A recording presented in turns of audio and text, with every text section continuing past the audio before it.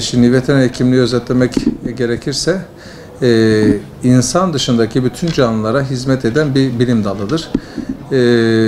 Dünya genelinde Avrupa'da 82 üniversite olmasına rağmen Türkiye'de maalesef ki 32 adet veteriner fakültesi var. 4 tane Kuzey Kıbrıs'ta, o toplamda 36 adet veteriner fakültesiyle ülkemiz hani bu alanda hizmet vermektedir. Daha önce her yerde veteriner hekim adı altında insanlar bilinçsiz bir şekilde hayvanlara müdahale ediyordu. Biz bu sorunları bütün hepsiyle giderdik.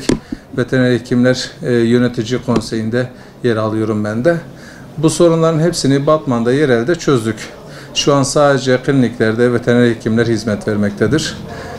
Ülke hayvancılığının gelişmesi için veteriner hekimler iyi bir çalışmayla, koruyucu hekimlikle hizmet kalitesini artırarak hizmet ettiklerinde hayvancılıkta, ekonomide, her şeyde çok iyi yerlere gelecektir.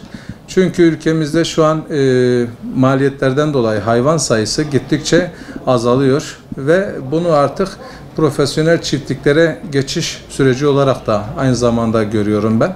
Veteriner hekimler sahada koruyucu hekimliği iyi yaptı mı sofranızdaki etinizden tutun yumurtanıza kadar daha sağlıklı beslenme gerçekleştirirsiniz. O yüzden veteriner hekimlik dünya çapında çok önem arz etmektedir. Sofranızda siz mesela 200'den fazla zoonoz hastalık var. Hayvanlardan insanlara geçen.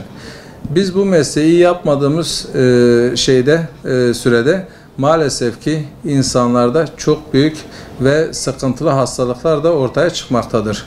Örneğin bu son dönemde bir pandemi oluştu. O da hayvanlardan insana geçen bir virüstü. Bunun gibi şap hastalığı var. Bununla beraber kuduz hastalığı var. Önemli diyebileceğimiz ve en şeyi de parazitler çok fazla hayvanlardan insanlara geçen hastalıklardır.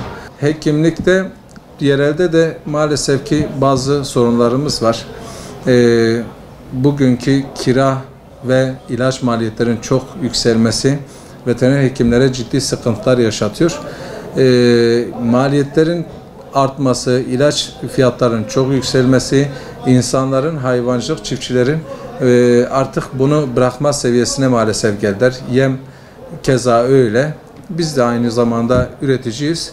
Gerçekten yem fiyatlarının yüksek olması, ilaç fiyatlarının yüksek olması insanları bir zorluyor ve maalesef ki işletmeler gün geçtikçe kapanıyor. Bu da hani ülke hayvancılığının bugün etin kilosunu 500 liraya alıyorsanız bu kapanan işletmelerin hayvancılığın gittikçe küçülmesinin sonuçlarıdır. Hayvancılığa önem verdiğimiz takdirde ve işi bilen insanların bu sektöre girdiği takdirde emin olun ki fiyatlar düşecektir. İnsanlar sofrada et yiyebileceklerdir. Bunun için de biraz hem bizim hem devletimizin gerçekten iyi bir mücadeleyle hayvancılık sektöründe güzel politikalarla bunu geliştirebiliriz. Maliyetlerin artmasıyla Batman'da ciddi bir hayvan sayısında düşüş meydana geliyor. İlk başladığımız yıllarda ve bugüne kadar ki size diyebilirim ki işletmelerin %70'i maalesef ki kapandı.